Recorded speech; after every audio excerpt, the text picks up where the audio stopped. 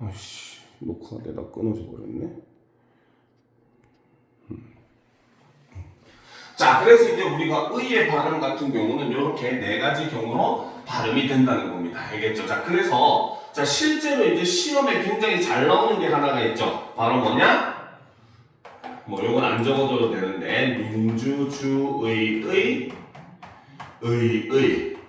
요거 굉장히 시험에 잘 나옵니다. 그쵸? 여기서 보면 민주주의 할 때 의는 뭐야? 둘째 이하의 음절에서 발음이 되잖아요. 그쵸? 그렇기 때문에 얘는 의로 발음을 해도 되고 이로 발음을 해도 됩니다. 알겠습니까? 그 다음 얘는 조사의이기 때문에 그쵸? 조사의죠. 그쵸? 그렇기 때문에 얘는 의로 발음하는 게 원칙이지만 에로 발음하는 것도 허용을 한다는 거죠. 알겠습니까? 근데 얘는 어절의 첫 음절이잖아요. 그쵸? 그러니까 얘는 무조건 의로만 발음이 됩니다. 그쵸? 그래서 얘는 어절의 첫 음절이죠. 그쵸? 그 다음에 이제 여기 있는 뒤에 있는 의 같은 경우는 바로 뭐다? 얘는 둘째 이하의 음절이니까 역시 마찬가지 의로 발음해도 되고 이로 발음을 해도 됩니다. 알겠습니까? 그래서 요거 같은 경우가 시험에 굉장히 잘 나오니까 의 발음에 대해서 할 때 우리는 요걸 반드시 유념을 해둘 필요가 있다는 거죠. 알겠습니까? 자, 그럼 이제 우리가 비분절 음운 보도록 합시다. 자, 비분절 음운이라고 하는 것은 아까도 얘기했지만 그쵸? 바로 다른 말로는 음소라고 이야기를 합니다. 이거 오타입니다. 음소라고 써놓읍시다. 고쳐놓읍시다. 선생님 오타냈네요. 그쵸? 음소가 아니라 음소라고 합니다.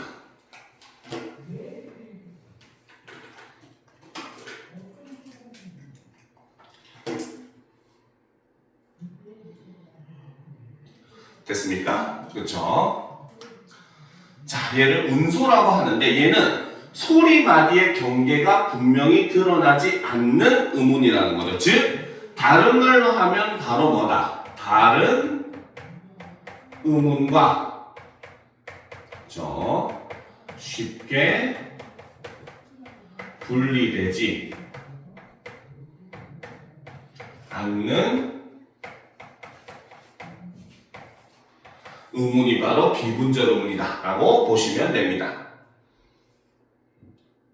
알겠습니까? 자, 이 비분절 음운에는 원래 억양, 세기, 빠르기, 그 다음에 성조 이런 것들이 포함이 돼요. 성조라고 하는 것은 그 중국어에 남아있잖아요. 지금 올라갔다 내려갔다 하는 거. 그치? 1성, 2성, 3성, 4성 하잖아요. 그쵸? 이런 거 성조라고 하는 거. 그래서 성조가 있는 말들을 듣고 있으면은 상당히 시끄럽습니다. 알겠습니까?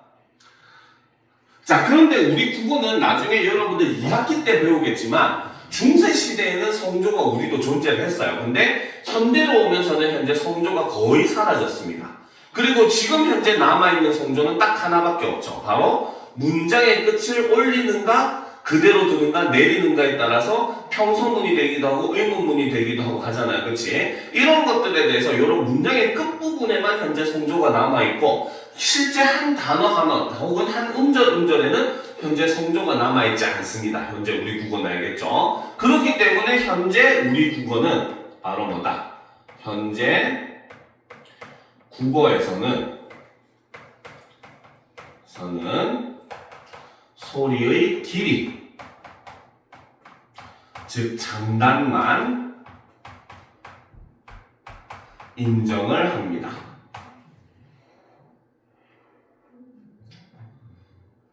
알겠습니까? 자, 그러면 이제 우리가 옆에 빈 공간에다가 하나 소리의 길이의 특징에 대해서 적어 놓도록 합시다. 알겠죠? 여기까지 다 적었죠? 그죠? 지워도 되겠죠? 자, 그러면 이제 우리가 소리의 길이, 장음의 특징을 한번 살펴보도록 합시다. 자, 장음의 특징을 보게 되면은, 그쵸? 자, 우리가 장음은 표시를 할 때, 뭡니까? 소리, 기호로 표시를 할 때는 뭐로? 막 세모가 마주보는 형태. 그쵸? 이걸로 표현을 합니다. 알겠습니까? 그래서, 자, 장음은 일단 첫 번째로 여기서 얘기했지만 바로 뭐다? 낱말의 뜻을 구별합니다. 알겠죠? 그 말은 바로 뭐다? 이꼴 다른 말로 하면 의문으로 인정이 된다는 거죠. 알겠습니까? 자, 그래서 우리가 예를 들면, 그렇죠? 눈하고 짧게 발음을 하면 바로 뭐다? 이거는 시각기관을 얘기를 하죠. 그렇죠?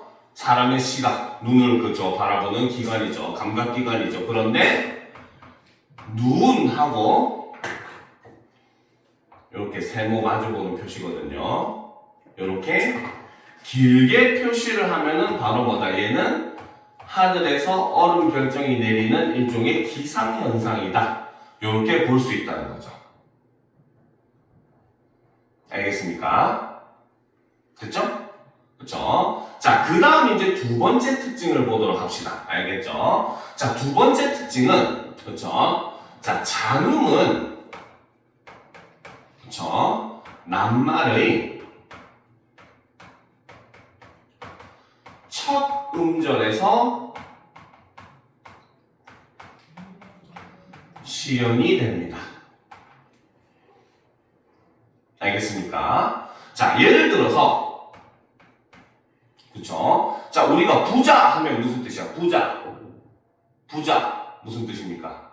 짧게, 부자. 무슨 뜻이야? 부자. 아니죠. 부자 하면은 아버지와 아들. 그쵸? 돈 많은 사람을 나타낼 때 어때? 부자. 이렇게 발음하잖아. 그치? 그쵸? 자, 그러니까 장음은 우리가 부자라고 하면은 얘는 그냥 요렇게 짧게 발음이 돼요. 그쵸? 그쵸? 그런데 요것과 대비되는 부자 하면은 얘는 어디가 길게 발음된다?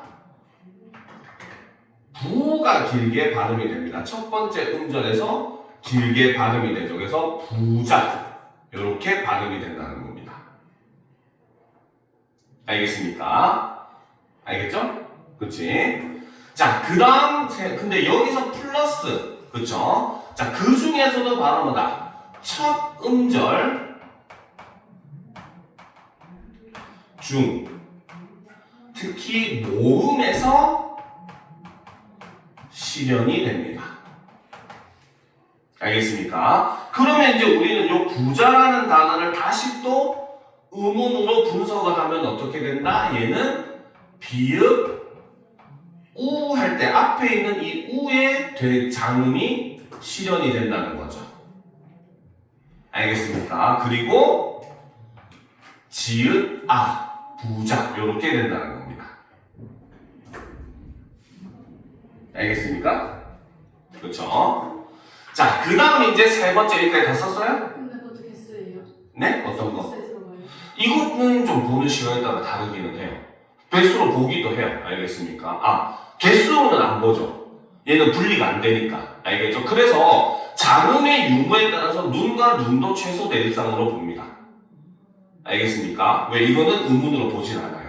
길이는 단독 의문으로 보진 않습니다. 알겠습니까? 자, 여기까지 적었어요? 그쵸? 자, 그 다음 이제 세 번째. 이게 제일 중요한 특징이긴 한데, 자, 세 번째를 보게 되면, 자, 장음으로 발음되는 낱말도, 그쵸? 둘째, 이하의 음절에서는 짧게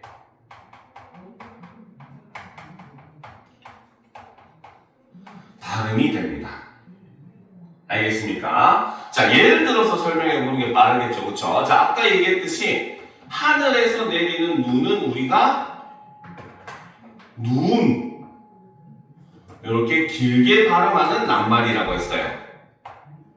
그쵸? 그죠? 근데 얘가 합성을 해. 그치? 그래서 눈과 사람이 합쳐졌을 때는 그쵸? 그대로 눈이 앞에 있잖아, 그치? 그래서 우리는 이것을 눈사람이라고 적고 읽을 때는 어떻게? 눈을 길게 발음합니다. 눈, 그쵸? 그 다음에 이로 인해서 뒤에 말이 사람. 요렇게 소리가 나죠. 그쵸? 자, 이 경우는 바로 뭐다? 여전히 첫 음절에 위치하고 있기 때문에 긴 소리가 유지가 되는 거예요. 무슨 말인지 알겠습니까? 자, 그런데 얘가 뒤에 오는 경우가 있어요. 예를 들어서 한박 스테이크 생각하면 안 돼요. 여기에 눈이 합쳐지면은 어떻게 된다? 얘는 한박 눈이 되고, 그쵸? 발음을 하면 어떻게? 한방 눈 하고 이렇게 짧게 발음이 됩니다. 알겠습니까? 알겠죠? 이해가 됩니까? 그렇지. 이렇게 원래는 긴 소리로 발음해야 되는 낱말이라고 하더라도 이것이 둘째의 합성이나 파생이 일어나서 둘째 이하의 음절에 오게 되면은 긴 소리가 발음되지 않습니다. 알겠습니까? 이해가 되죠? 그렇지? 자, 그래서 이제 우리가 여기까지 바로 의문에 대한 개념을 살펴봤어요. 알겠습니까? 자, 그래서 이제 비분절 어문 같은 경우는 우리말 낱말 중에는 발음이 같아도 단음과 장음의 발음 길이를 통해서 의미를 구분을 하기도 한다라는 거 여러분들이 유념을 해둘 필요가 있습니다. 알겠습니까? 자, 일단 오늘 수업은 일단은 여기까지 하도록 하겠습니다. 알겠죠? 뒤에 거 나가면 되게 애매해질 것 같아가지고 차라리 다음 시간에 의문 변동 한 번에 설명하는 게 나을 것 같아요. 알겠죠? 그렇다고 마친다는 건 아니고 제목 덮지 마시고 알겠죠? 자, 뒤에 보시면은 선생님이 과제로 원래 자료를 심어놨는데 저 내신 문제풀이를 보게 되면은 그거 넘어서 그 선의를 믿는 것에 어려움 넘어가면 여기 있죠. 그렇죠? 그렇지? 자, 다들 여기 페이지를 펴도록 합시다.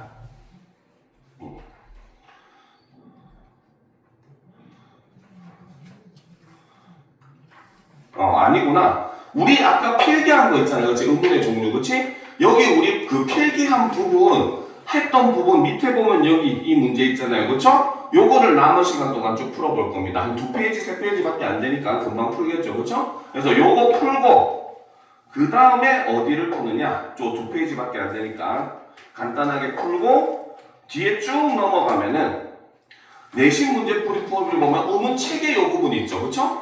여기도 역시 체계 부분만 변동 들어가지 말고 체계 부분만 요 밑에 있는 발음 쓰는 것들 여기 두 번째 페이지까지지 그치? 요 2페이지만 발음 쓰는 것들 기본적인 문제 발음을 쓰는 거 지금부터 한번 풀어보면서 질문할 거 있는 사람은 질문을 하도록 합시다. 알겠죠?